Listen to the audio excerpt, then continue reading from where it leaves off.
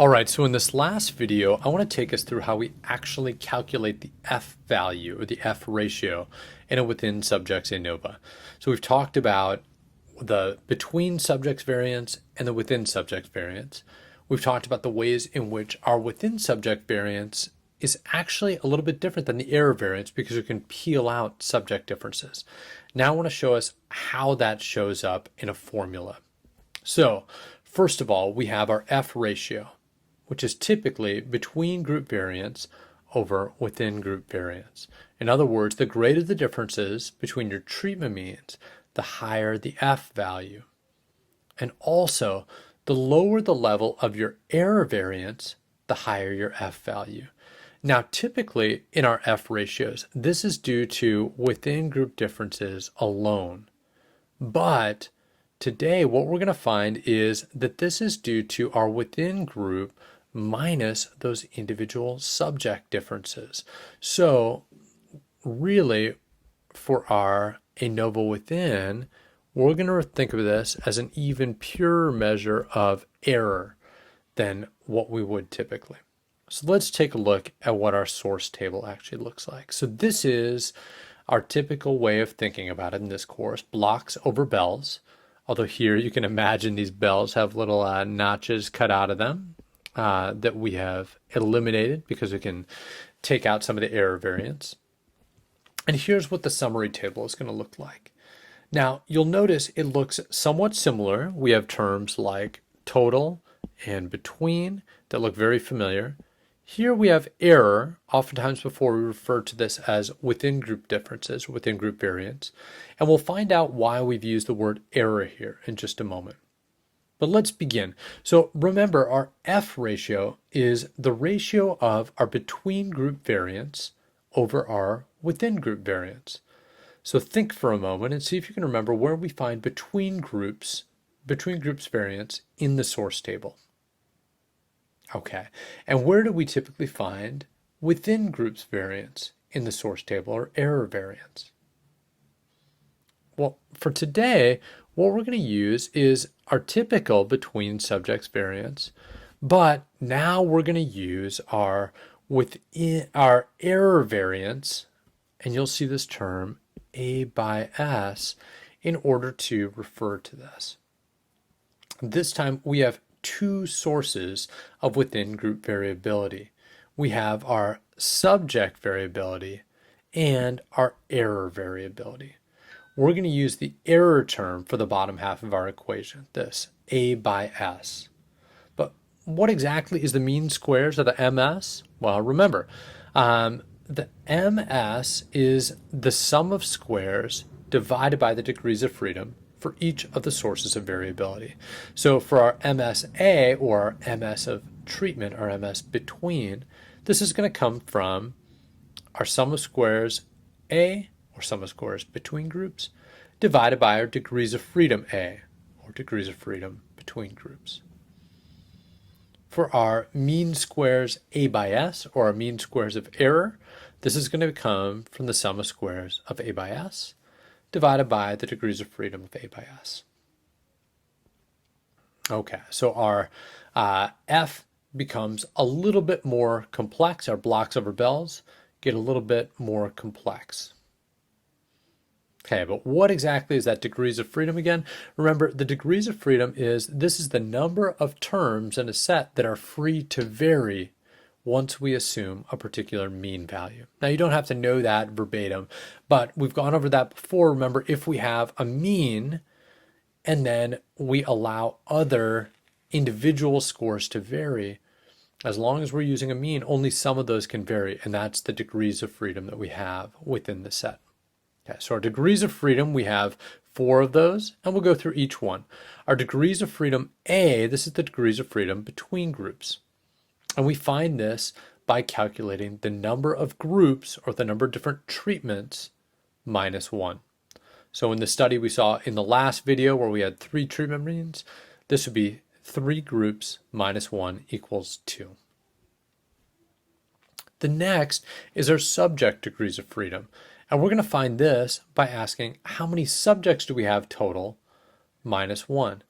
So in our last study, remember we had 3 treatment groups, 3 participants in each one.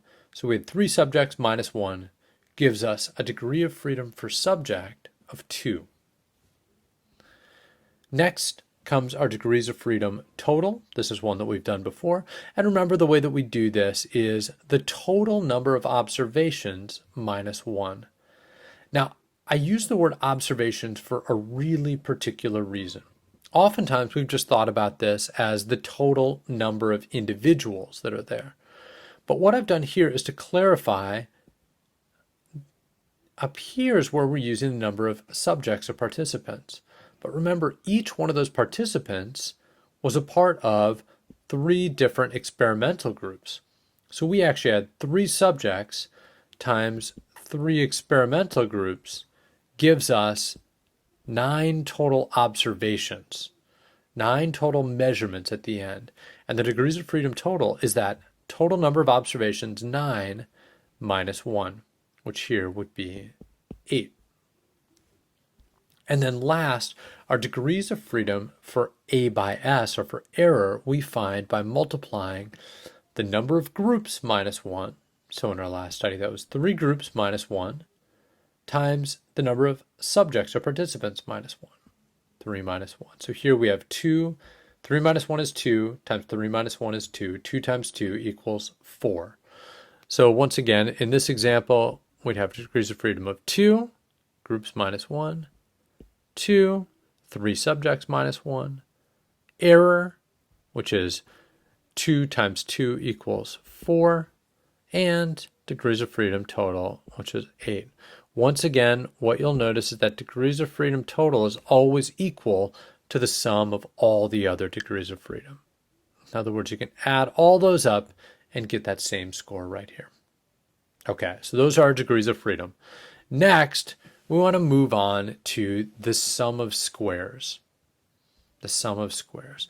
So the sum of squares is ultimately the sum of the deviation scores, how much each group or each individual deviates from a particular expectation. So the way that each one of these sources of variance differs is they each have different expectations. So for the first one, our sum of squares A, remember what we're looking at here is the difference between all of the individuals, or sorry, all of the groups and the grand mean. So the sum of squares for A is the mean of each group minus the grand mean. So the treatment mean for sitting in a room all alone, the treatment mean minus treatment mean of walking around on Point Loma's campus minus the grand mean, and the treatment mean of studying statistics while on Point Loma's campus minus the grand mean. What this tells us is how differently do these different treatments affect people in terms of their happiness levels. The next one is our subject differences. And here what we want to look at is the deviation between each average subject score.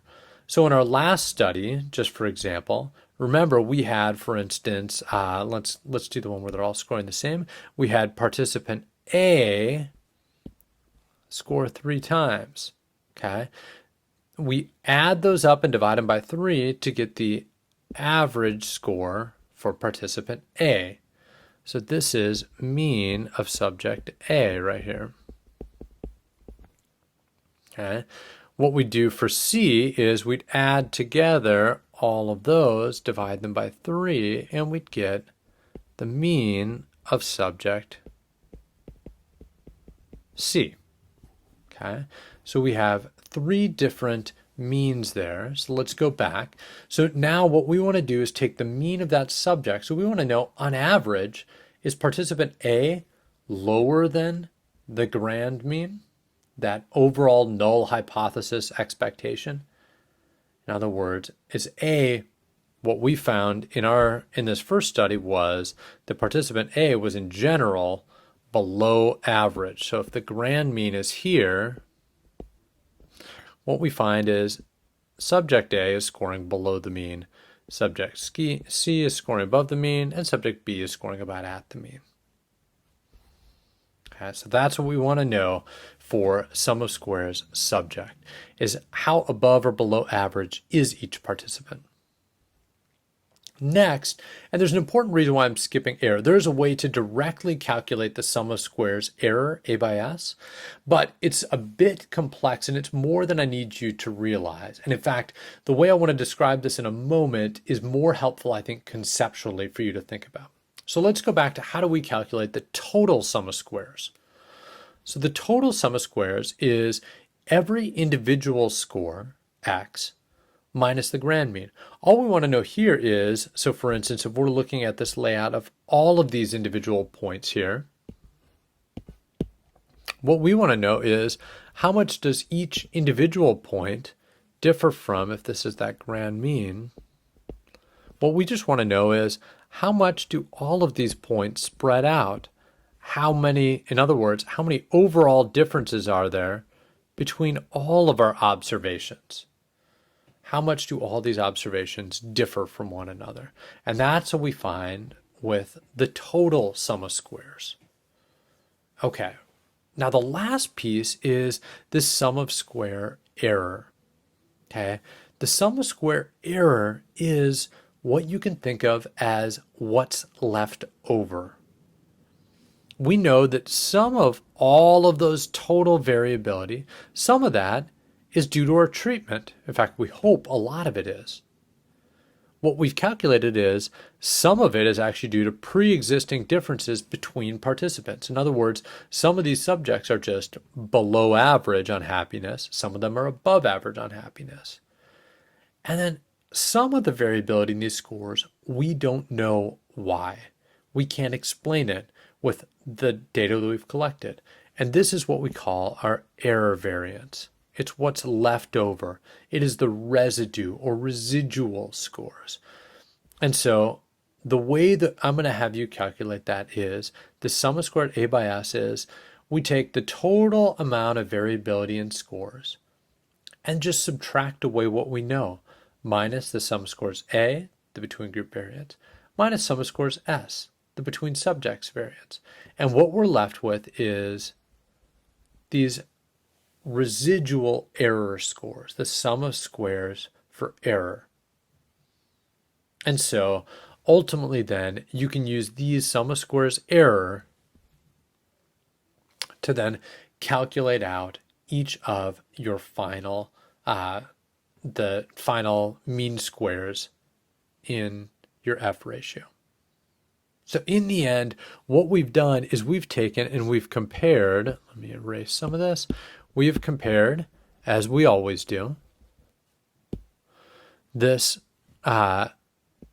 average amount of variance accounted for by our treatment, what's on top, with the average amount of variability due to things that we can't understand. Not due to subject differences, but to all the other random error-filled fluctuations between people within a group. Okay, and that's what we see on the bottom. So ultimately, we're going to do MSA divided by MSA by S, and that'll give us the F ratio. And if you've tracked through this, congratulations. This is by far the most complex, but I think one of the most interesting ANOVAs because it allows us to really hack away at some of that error variance by directly addressing one of those sources, which is between subject differences.